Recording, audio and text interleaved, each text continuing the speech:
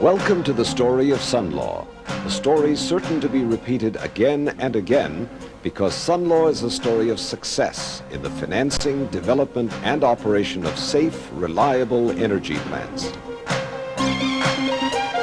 Deemed a pioneer qualifying facility by the California Public Utilities Commission, the Sunlaw Cogeneration Partners 1 plants are among the very first modern cogeneration facilities.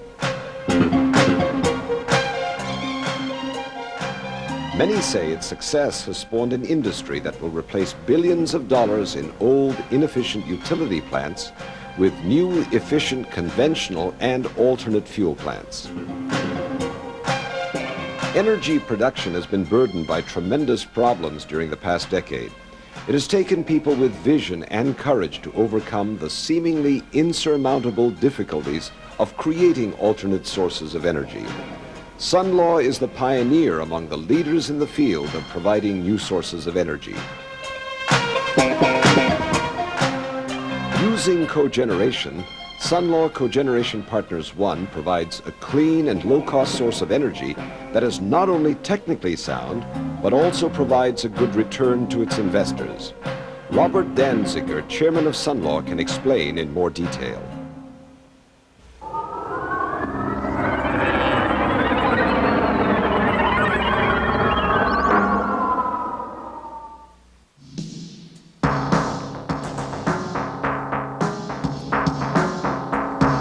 Cogeneration is the sequential production of electricity and thermal energy from a single energy source. In the case of our projects, natural gas, the single energy source, is combusted in the gas turbine to make electricity. And the waste heat is used to make refrigeration. Therefore, we make two forms of energy from our natural gas, electricity and steam-generated refrigerant. The construction of the system took approximately 26 months from financing to completion. The turnkey engineering, procurement, and construction contract was executed by Hawker Siddeley Power Engineering. The prime construction contractor on the project was Frew & Collin Corporation. The construction of a cogeneration system is wholly different than, for example, the construction of a nuclear power plant. The process is much simpler. Here, underground piping is installed, foundations are poured, and then the major modules, which have been constructed off-site at suppliers' factories, are shipped to the site and then lifted into place. Once in place, the piping, instrumentation, controls, and electrical systems are hooked up, and then when everything is ready, the system is started up. We're also very proud to say that we had no lost workdays due to injury of any of Sunlaw's personnel or its contractors.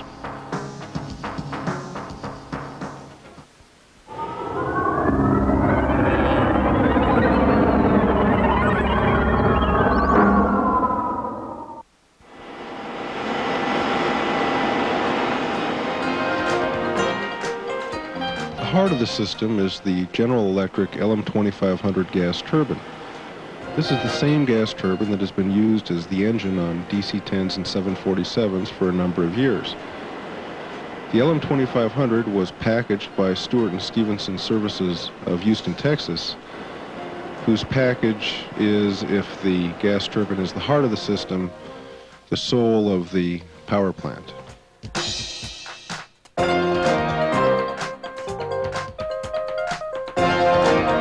The system can burn gas or oil, although we generally expect to burn natural gas.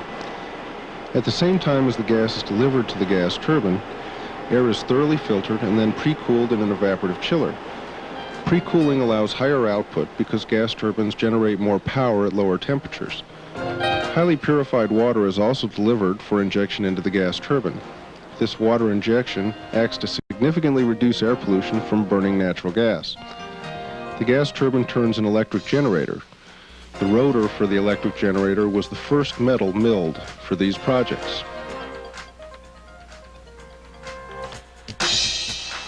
The hot air from the back of the gas turbine goes through a transition duct into a waste heat boiler. In the boiler, the hot gases flow around tubes very much like radiator coils that have water in them that is then turned to steam by the hot gases. There is a high-pressure section of the boiler and a low-pressure section.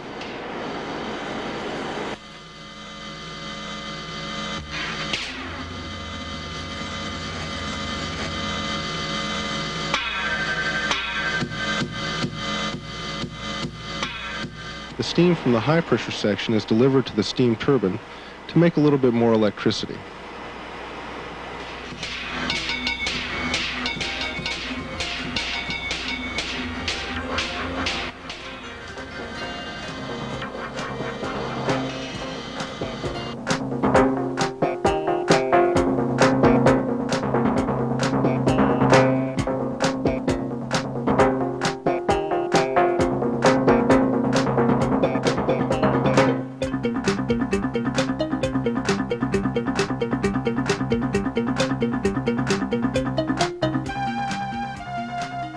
The ammonia absorption refrigeration system is powered by the low-pressure steam. The low-pressure steam can be supplemented by steam extracted from the steam turbine. Ammonia absorption refrigeration systems go back over 100 years and are very similar to the gas refrigerators sold in the 1930s and commonly used in motorhomes today.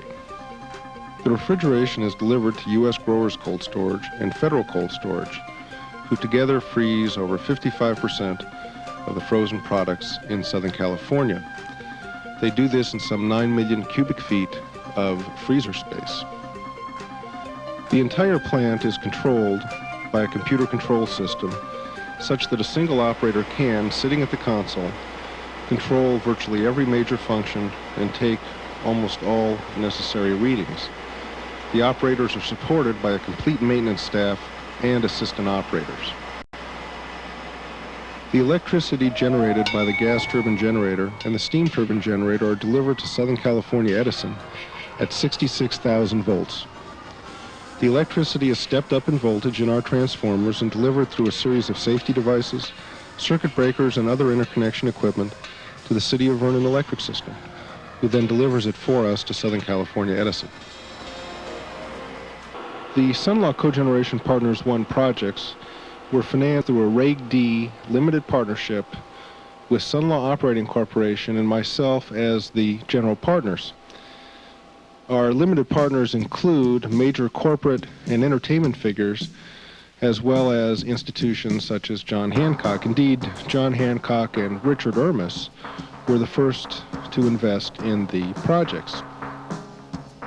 Several banks provided a historic construction bridge financing for the project.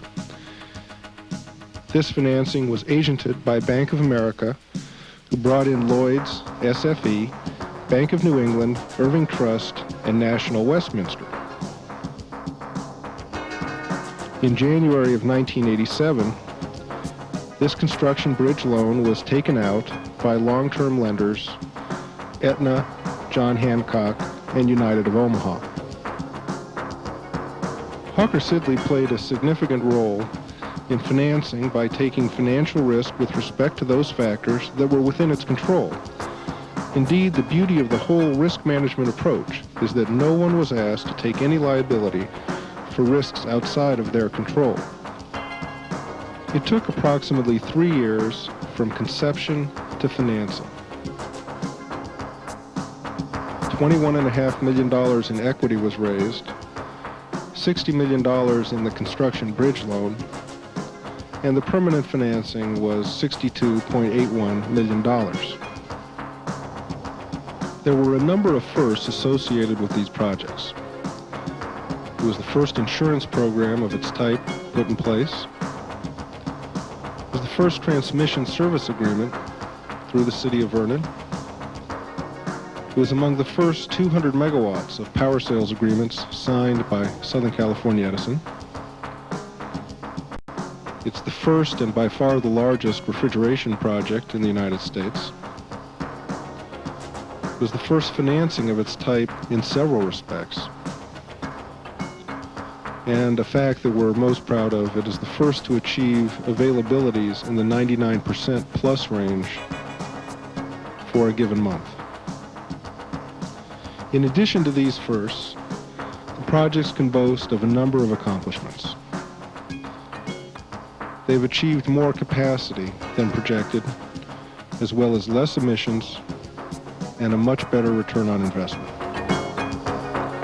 In addition to that, we can now show that these projects are significantly more efficient than how the electricity and refrigeration would have been generated in the absence of the projects.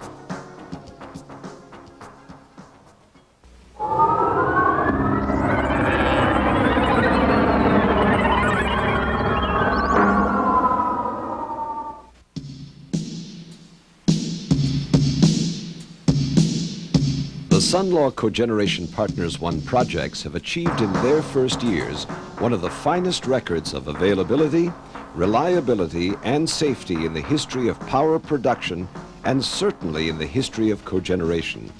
This is due in part to a unique set of contractual relationships that embody a mutually beneficial approach to risk and profit allocation. But more than that, the success of these projects is and will continue to be a monument to the thousands of highly skilled individuals who have contributed to the design, construction, financing, ownership, and operation of the projects. The records that have been achieved to date are ones that they all should be proud of, and we at Sunlaw are honored to have been allowed the privilege of working with them.